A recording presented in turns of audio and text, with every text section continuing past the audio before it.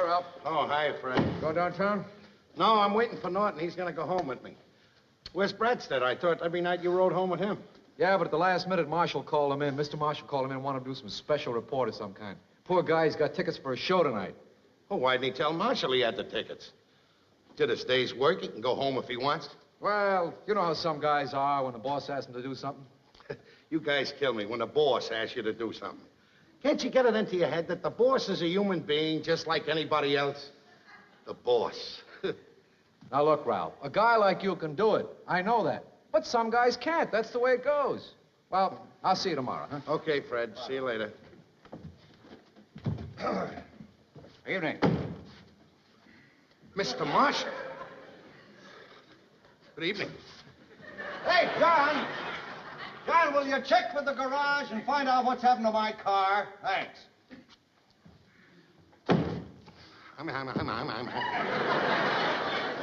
Sure has been a nice day, hasn't it, Mr. Marshall?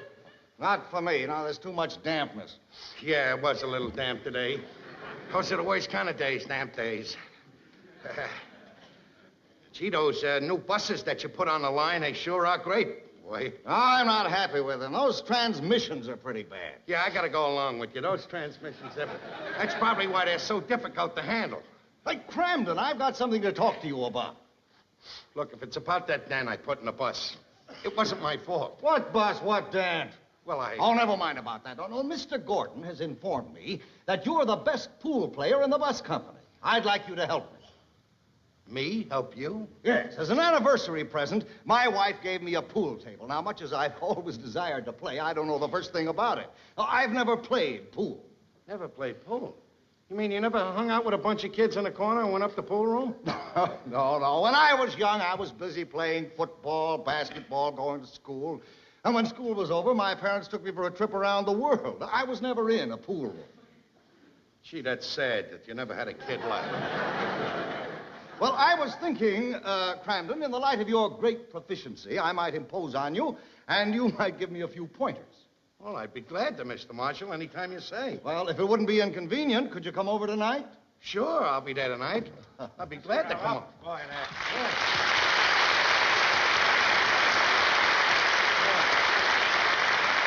I'm sorry I'm late, Ralph. I'm sorry I kept you waiting. It took me a year to get cross town on one of those miserable buses your company runs. This is Mr. Marshall, my boss. This is my friend, Mr. Norton. Oh, how do you do there, Mr. Marshall? I've heard your name mentioned in the Cramden household many times. As a matter of fact, when Ralph was laid off last year, he talked about you constantly. Mr. Marshall has just asked me to teach him how to play pool. He got a new pool table. Well, you picked the right man, Mr. Marshall. Cramden's his name. Pool is his game. Well, I guess that means we'll have to call off our game for tonight. No, Cramden, I wouldn't hear of it. No, you keep your appointment with your friend. We can make it another time. All right, sure. You don't mind if we call it off tonight, do you? No, sure. So I've got a better idea. Say, why don't both of you come over? I think I could learn more about the game by watching the two of you play. Oh, there's my car. Yeah, I'll be expecting you at 9 o'clock. 1149 Park Avenue. See you later. Yes, sir, Mr. Hi, Mr. Marshall. Mr. Marshall. Now, look, Norton, tonight is an important night to me, and I don't want you to ruin it. Look, I understand the situation. I'll be on my #1 behavior. I'll mind my P's and Q's. Don't worry about it. Well, what an opportunity. You know, this is how you get places. Socializing with the higher-ups. Don't I know it? Don't I know it? Boy, let me tell you, if it wasn't for a game of golf, I wouldn't be where I am today. What are you talking about? Well, you remember during the Depression years, you know, when you couldn't get a job? I picked up a couple of bucks caddying at a golf course, see? That's how I got my job in the sewer. Oh, you mean you caddied for a sewer official? No. As a matter of fact, the guy I was caddying for at the time was a wholesale butcher. He got up there at the first tee. What a pair of mitts on him, you know. Gets up there at the first tee, takes a whack at the ball, goes over the fence, out of the course, and down the sewer. Well, Johnny on the spot, I go scrambling down there in the sewer, you know, and I met the foreman. He took a liking to me and hired me. I got the job.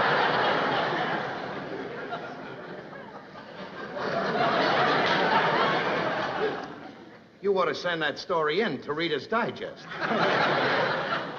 Hey, come on, let's get going. Trixie's got a lasagna dinner waiting for me. We gotta get dressed up and cleaned up. We're playing pool on Park Avenue tonight. Boy, imagine this guy rich enough to have his own pool table. Well, you can never tell, Norton. After tonight, I'm liable to have my own pool table in my apartment. If you do, you'll have to stand in the sink to make a shot.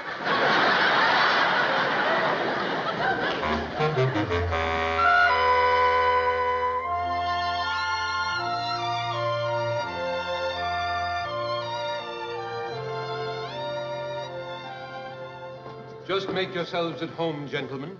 Mr. Marshall will be here presently. He's in the library. What? He's in the library. Oh, he ought to be here soon. The library closes at 9. May I take your hats, gentlemen? Oh, certainly. Here you are. Thank you. I'll be careful of that. I just had it blocked. Oh, what a spiffy joint, huh? How about this? Hey, I bet your furniture in here cost a couple of $100 at least. easy, easy. Hey, get a load of this thing. A toppin' caught by J.J. Marshall, April 1939, Key West, Florida. Oh, about that. Look at that thing. Huh? That's the funny thing. My boss has got one of those in his living room. When was he in Florida? Never. He killed it in self-defense down the sewer one. Hey. Oh, this. What's that? First prize, International Dog Show, awarded to Mrs. J.J. Marshall. Well, she might not be attractive, but she's a very lovely woman. It's for breeding dogs. Oh, Boy. This is beautiful. Wonder what this here for. Oh, well, that's to open and shut the drapes. Open and shut the drapes? Don't open and shut the drapes. Must be stuck. You rang for me, sir. No. No. My mistake, sir. Gotta give it a good yank. I told you nothing happened. It don't open and shut nothing at all there. That's all. You rang for me, sir? No, he didn't ring. What? Must be one of those nuts. It's gotta be connected to something. Oh, boy, this is a beautiful table. Level, beautiful. Boy, I hope it don't throw my game, that's all. Now, look, no matter what Mr. Marshall does tonight, every shot he takes, compliment him. You know, encourage him. I know the situation tonight, Ralph. Don't worry about a thing. And may I take this opportunity to wish you a lot of luck tonight, because this may be the first step up that ladder of success. Thank you, Norton. Good evening, Camden. Hello, Mr. Marshall. Sorry to have kept you waiting. Now, I want to make sure that we're not disturbed. Okay. You rang for me, sir? Yes, Roberts, I won't take any phone calls. Very good, sir. How do you like that? It was tied to the butler. Well, Ralph, I'm in your hands. What do we do first? Well, the first thing to do is to pick out a cue. Yeah, get the old cue stick. Here you are, Mr. Marshall. Here you are, Norton. Thank you. Then the next thing you do is to chalk up. Here. Yes, just like this. That's it. That's so that in case the tip is slippery, you chalk it up and then it won't skid off the ball. That's that chalk up. Say, look at how well he did that, Norton. Oh, he was a good chalker for the first time. Yeah. Now, the next thing to do is to learn how to stroke. See, you put it in between, you have the ball there, and you put the cue in between your fingers like that. And you have what they call a bridge, see?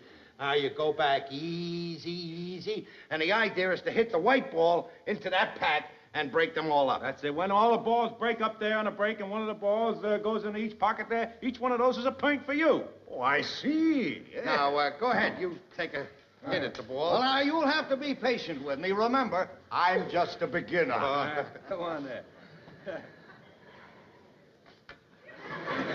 Oh, and you said you were just a beginner.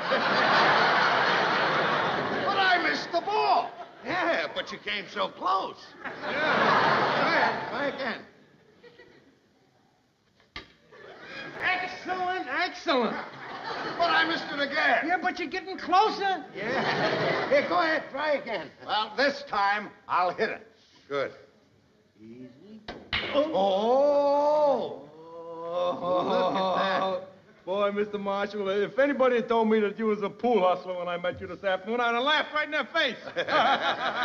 Well, you're both being very kind and encouraging, and I appreciate it, but I still think that my idea of this afternoon is the best. I'll learn a lot more about the game if you two play and I just watch. Well, all right, any way you want it. You know, I want to tell you something, Mr. Marshall. When you do learn this game, it's perfect for relaxing. You're going to like it. I was never aware until recently how many men play pool. Oh, must be 9 out of 10 down at the bus depot play. I think, Ralph, that the average is higher than that. Well, I'll show you how to stroke. All right? Now, you see, in order to get the Mr. Marshall, I was stroke- just thinking, down at the bus company where you got plenty of room, why don't you just set up a recreation room and set up a couple of pool tables and the fellas can play pool? Recreation room? Well, certainly. Yeah, most of the bus drivers have a quick lunch and they got time off and they'd like to shoot a couple of games of pool. It's a relaxing game. I mean, to coin a phrase, a relaxed bus driver is a efficient bus driver. Now, in order to stroke... Well, you, that's a just pull the very sag back. interesting suggestion, Norton. You know, my greatest concern has always been easing the strain on my drivers. Yeah. What with the traffic, overcrowded buses trying to maintain a schedule, they have their problems. Oh, sure. Now, You order to talk stroke, about you the pull strain it on the back bus driver. slowly. I've just often thought that you got to get the right person into the right job. Yeah. I mean, some fellows are easygoing and they're right for the rush hour crowds and everything. I think the most important thing is the temperament and basic metabolism of the man. Now, like you, Well, that's sometimes very, 19 very ounces is interesting, enough. Norton. I like a man who can think on his feet. Thank you, Mr. Say, Ralph, what do you think of that suggestion? That's very good. Now, here's how you stroke, Mr. Marshall. You place I don't it want to be very putting in slow all the and time easy. because I don't know nothing about your business. You know, I mean, I'm not trying to tell you how to run. You're talking about buses running on schedule and everything. Have you ever thought of running odd and even buses? Odd and even buses? Certainly, the odd buses stop at the odd streets. The even buses stop at the even streets. See, splits up the crowd, the buses keep rolling, and you're on schedule. Norton, will you please stop Odd bothering and me? even buses. You know, that's a very interesting, a very, very good thought. Mr. Norton, in what line of business are you? I work for the city. In what capacity? Capacity, about 50,000 gallons a day. I work in sewer. Well, I like a man with a sense of humor. Thank you. Now, look, you want to ever... Now, learn never to- mind, Ralph, never mind. Say, Mr. Norton, how would you like to come to work for me? Me? Work for you at the bus company? Yes. Now, for a long time, I felt the need in our organization for a man who understands the driver's problems, for a bus driver supervisor. A man who really can understand their problems, find ways of alleviating them, and raise their morale. Now, from the few things I've heard from you tonight, you'd fit that position perfectly. Oh, I realize this is rather sudden. I don't want your answer right away. Why don't you sleep on it and get back to me tomorrow? Mr. Marshall, I'd like to sleep on it. I would. I'm on the late shift tomorrow. It'd be all right if I get into your office a little before noon. Fine, fine. You come straight up to my office, and if there's time, we'll have lunch together. Good thinking. Good. Ralph, I want to thank you for introducing me to Mr. Norton.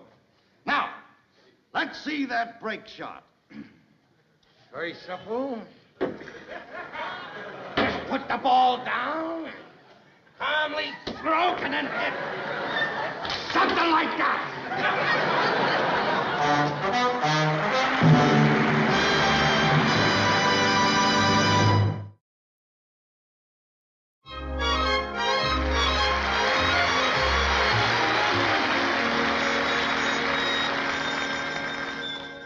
Trixie, what time is it? 10:30. Hey, I gotta go downtown shopping tomorrow. There's a big sale on men's shorts, 89 cents a pair. Norton could sure use some. So could Ralph. What sizes they got?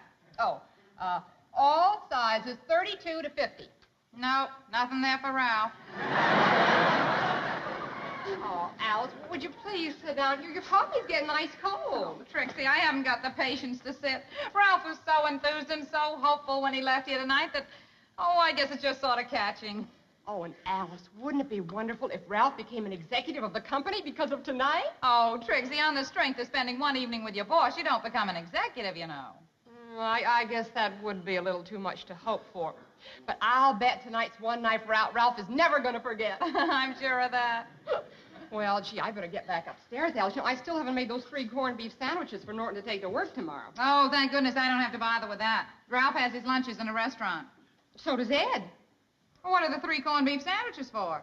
That's what he eats on the way to lunch. Oh. Bye, Alice. Bye, Trick. Oh, hi, Ralph. Ralph. I don't ever want you to see that girl again. And I don't ever want the name of Norton mentioned in this house again. Well, Ralph, what happened? That sneak. That Benedict Arnold. Oh, Norton? I told you never to mention his name in this house. Well, will you tell me what happened, Ralph? He talked Marshall into giving him a job. A job with a bus company? Then why are you so upset?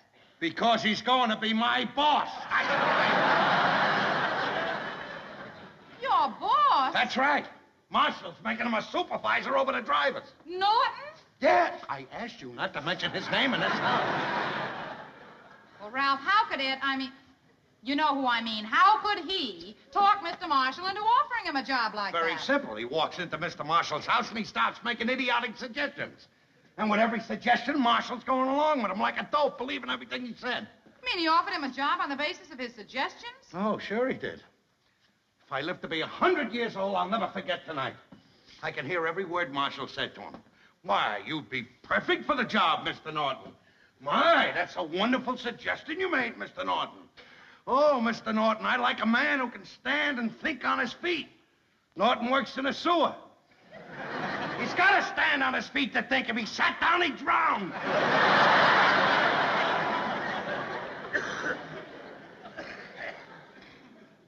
Ralph, sweetie, we have to face this thing realistically. Now, if Mr. Marshall offered him a job on the basis of his suggestions, he must have thought pretty highly of those things. And in that case, Ralph, that's what's upsetting you. It's a blow to your pride. It is not my pride, Alice. It is not my pride. Well, your status hasn't changed, Ralph. Your job is still the same. Let's face it, Alice. Let's face it. When he comes to work for the company, I quit. But why? I got my pride. Ralph, have you talked this over with Ed? I should say not. We came out of Marshall's house, I turned my back on him, and I walked right away from him. Well, Ralph, what makes you so sure he even wants the job? Maybe by this time he's thought it over and decided not to take it. After all, Ed's very happy at the sewer, and he's due for a promotion. Maybe you're right. He likes that job he's got. If he left the sewer, he'd be like a fish out of water. What am I getting all upset about? Oh, Alice? Oh. I know it's very late. Excuse me for coming. Well, I got to talk to you. I figured on talking to you on the way home, but you left me kind of sudden-like. Excuse me, mister. It's a very ticklish situation, and just a few things that you and me have got to straighten out. Now then, I know that all the boys down at the bus company realize that you and me are very good friends. Therefore, if I get this position, naturally, they're going to think that I'm going to favor you. Now, that's bad for you, it's bad for me, it's bad for the company. So, I figured that for the first couple of months, you could call me Mr. Norton.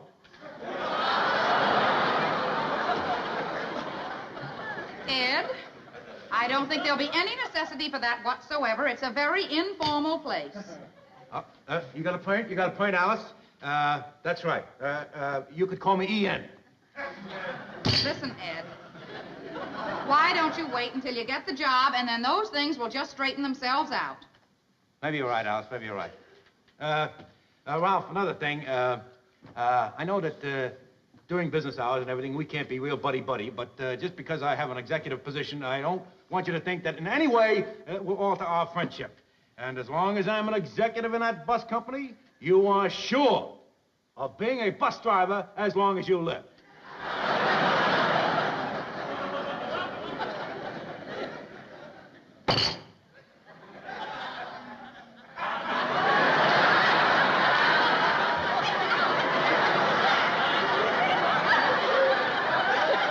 That's no way to treat you.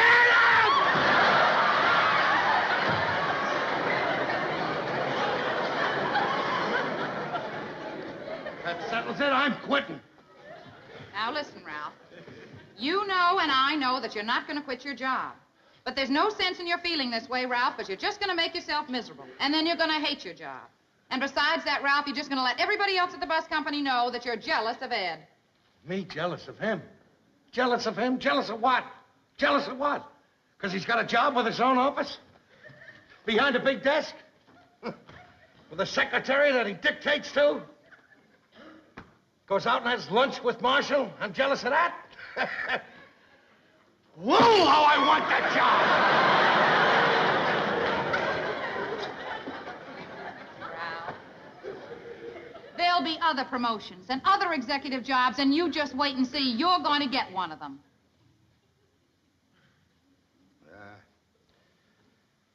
What's the use of kidding, Alice?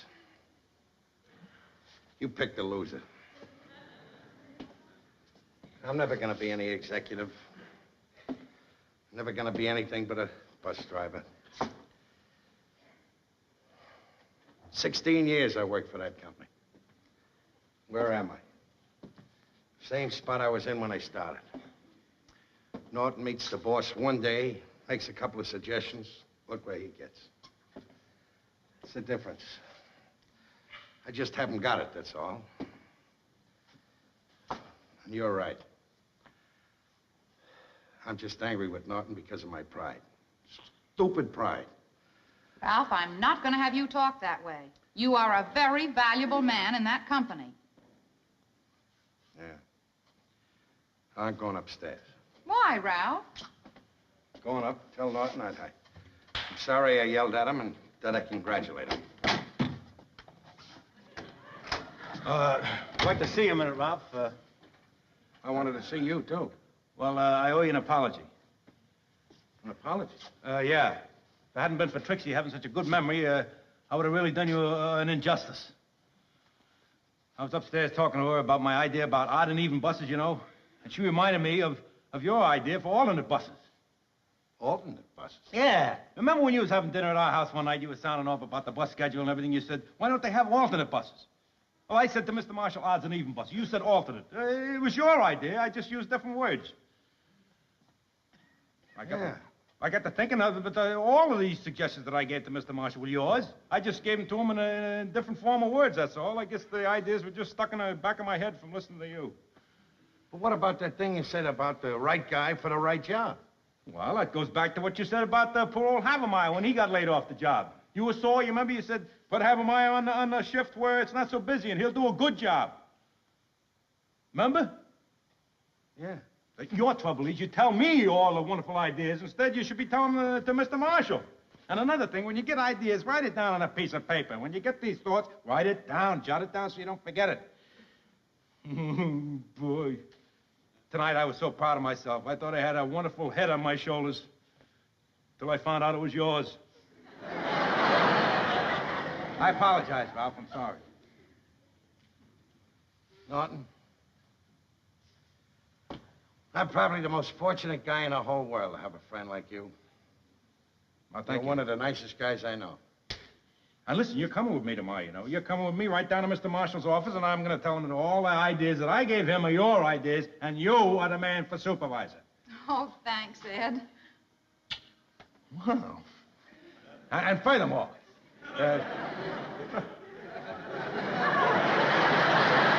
things pan out the way that I think they will, and there's no reason why they shouldn't, and there's an opening in that bus company for me, I'd be glad to work for you. RK.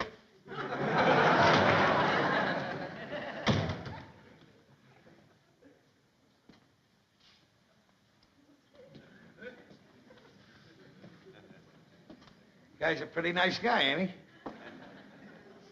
One of the best guys in the whole world. You better write that down, Ralph, before you forget it. I'll write this down, too. Baby, you're the greatest.